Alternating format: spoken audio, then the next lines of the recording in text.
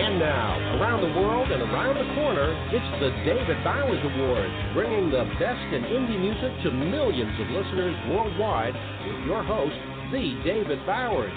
We've got a fantastic lineup of guests, our entire crew here at the Asylum, and me. I'm John Bon Jovial. And now, here's the voice of indie music, the David Bowers. Thank you very much once again, Mr. John Bon Jovial. Legendary Mr. John Bon Jovial. Thank you so much. And thank you, listeners, for joining us for another week of the David Bowers Awards. We've got another fun show today, and it includes a Rockstar 101, which we'll be talking with our guest there in just a little bit. First off, though, we want to get right to the music. And we thank our house band, Titty Bingo, for our theme song. And this week, we thank them for our opening number, because one of the things we've been promising you is to get you music with Titty Bingo and Willie. And here it is. This is Titty Bingo featuring Willie Nelson doing Dead or Alive.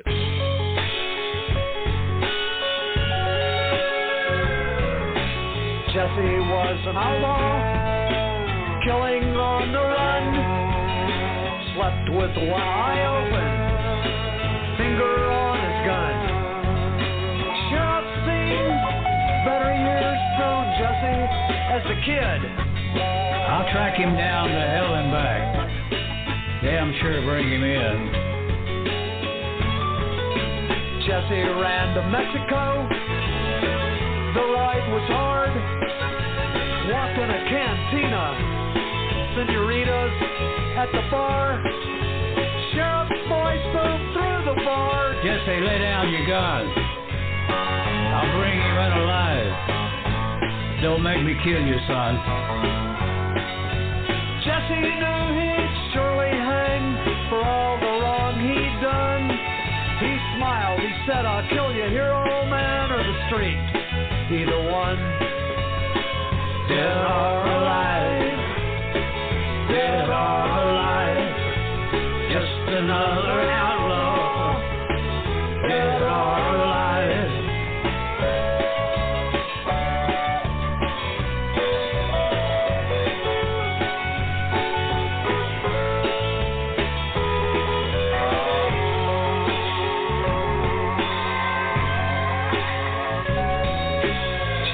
Walked out of the street. I've been down this road before. Man does what he has to. No prisoners anymore. Sun settled in the west. He never had a breath. Man laying in the dust. Blood and guts are everywhere. Tears were raging from the mountain down to the sun. Last thing Jesse saw was lightning from my gun. Dead or alive, dead or alive, just another outlaw. Dead or alive, dead or alive, dead or alive, just another outlaw. Dead or alive.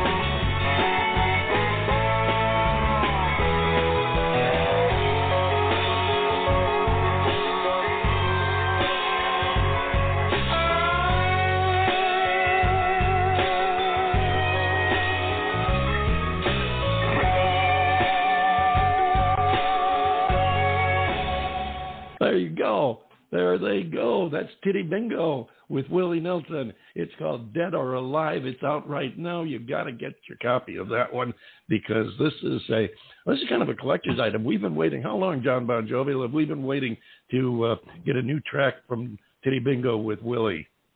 We've been waiting about 3 years, and I think that it's high time we got it. It's been a while. I listened to, because you got me the CD. I listened to Titty Bingo all the time, And, of course, Willie Nelson. How can you not love Willie Nelson? And to put everybody loves Willie together, yeah. I mean, it's like, come Absolutely. on. It's just so damn good. I just hope we can get the boys back on here again. They've been busy. They've been doing a lot of studio work. They do a lot of backup work. They do tours with other artists, and of course they work with Willie too. So it's difficult, but we do want to get Titty Bingo back on the show. You can check them out online. It's pretty cool. It's pretty cool. They reached out to you. They gave you a nice note along with it, saying we're looking forward to coming back on the show. So yeah, we're very much in their minds, and that's a good thing. And they are always in our minds because they provide our theme music for the David Bowers Awards. So we're really hopeful to get the boys back on the show here real soon. We have another gentleman coming up next that has been on the show before, and we've been looking forward to have him come back and hold another session of Rockstar 101. But before we go to that, John Bon Jovial, how are things down there in your part of the world, down in the swamps? Well, the helicopter-sized mosquitoes have started to reemerge, as opposed to the cicadas, which have their 17-year cycle that's going on up in North Carolina and such. Down here, we have our helicopter-sized mosquitoes that have their 3-month cycle, so it's constantly all year long. That's one of the joys of living here in paradise. Well, we get the cicadas out here too, but I am beginning to wonder between the brush and forest fires around the world, the earthquakes, the insect infestations. I don't know. It kind of makes you worry about what's coming next. You know what I mean? All this biblical stuff, people put it down, but I don't know. There may be something. It does make you wonder. Yes, it do. We got to get moving right along here because I want to give our next guest some time to chat with us and tell us a little bit about what it takes to make it in music today. We want to also thank our friends at WRFZ FM 106.3 in Rochester, New York, who are our flagship station. I want to say hello to all the guys up there and urge you, especially if you're in the Rochester market, you got to check them out because they are they're a part of the community, not just they're not just a jukebox that sits there and plays music. They're part of your community up there in Rochester. And we thank them so much for making us a feature on their station and sharing our music and talk with all of our listeners up in upstate New York. Thank you again, all the good people at WRFZ FM 106.3. Right now, I want to bring the man in here because he's been waiting patiently, and I know he's got a lot to say. Durell Peart, welcome aboard. How's it going, guys? It's going. Good to see y'all. Good to be here. It's going, thankfully. That's the important thing, and we're glad to see you again, too. You have got, now before we get into whatever discourse you want to get into and whatever subject you want to touch on today, before we do that, tell us a little bit about your program, because you do this as a way of, it's basically like a job to you. You work with emerging artists and a lot of artists and help them to make it in this crazy business today. Tell us a little bit about your business. Okay, cool, guys. Well, like I said, my name is Durell Peart. I am the founder and CEO of a company called Double N Management and Marketing Group, and I'm an artist, manager, speaker, music business consultant, and I basically help independent creatives navigate the business side of the industry and really show them how to build community, build an audience, and build a core that ultimately allows them to be able to build and create success without having to feel like they need to have a major record company to do that. So I think that what I find most intriguing is that, when I use the word intriguing, what I find most misleading is that a lot of creatives think that they need a label, or what they really need is mentorship and guidance. And they need education. I think education is often what is the biggest missing link in today's industry, because we don't have the days of artist development and the days of people educating artists is just not there. One, simply because, people don't want you to know a lot of this stuff. Like, so they don't want you to know, people don't want you to know what it really takes. And so people like myself, I just have a passion for helping people, and the playground that I like to play in is music and entertainment. So I just found out that I can make the bigger impact working with artists, quote unquote, at the ground level, versus trying to get them into the 1%, or versus trying to just work with the 1%.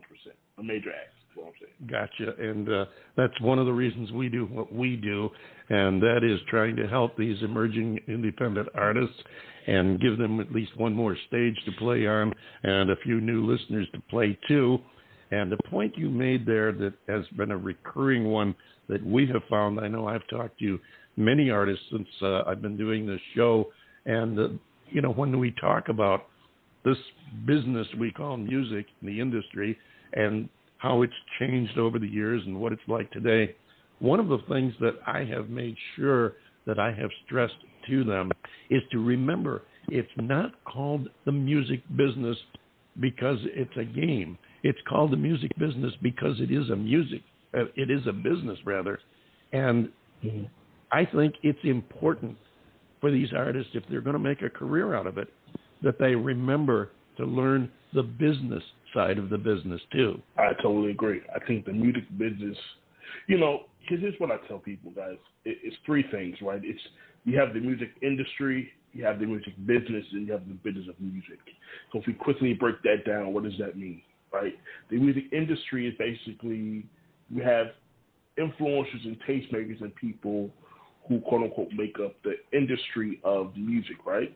And then you have the music business, which is commerce, right? Okay. Services that like what I offer, like commerce. And then you have the business side of music, which is basically intellectual property. And so understanding how intellectual property works in order for you to make a living with your art, right, with your music. Right. But here's the thing, right? So many creatives, and I use the word creative because the term recording artist to me sounds very old industry.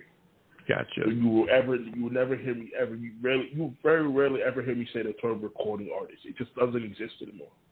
Like we're in an era now where you create content, and so the term recording artist to me is just an old term. You never hear me say that. But what I believe is when you try to go into the music industry, essentially what you're doing is asking for permission, right? That's essentially what you're doing. You're raise your hand and say, hey, tell me that I belong.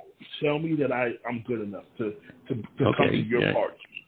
Right. And and you're touching on something there, Durell, that directly leads into a question that I want to ask you. And sticking with the business aspect of the music business, you have somebody that comes to you and says, I want to be a star. I want to get into the business. I'm good. I know I can do it. And, some of them are. Some of them are damn good at what they do. They may not have a head for business, but, of course, that's why they're talking to you. But how do you, from a cold business perspective, how do you tell somebody, you know what, you really don't have the talent. You're not that good. And that's a cold, cruel thing to do to somebody, but it has to be said so they can get over it and get on with their life. So how do you approach that? Wow. Hey, I never said this was going to be easy, Durell. Here's what I tell somebody. It may not be my cup of tea, because here's the thing with music. Here's the thing with music and art. It's subjective. So what I might like, so here's what I always say.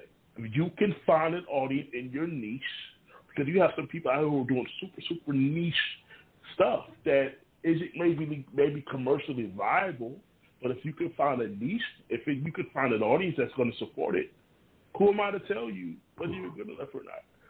What I'll do then is give you the tools and the knowledge to let's build an audience within that niche. Let's build a community within that niche. Doesn't mean that I gotta like it, So, but because I think that's what it is now. I think with the internet, it's level the playing field.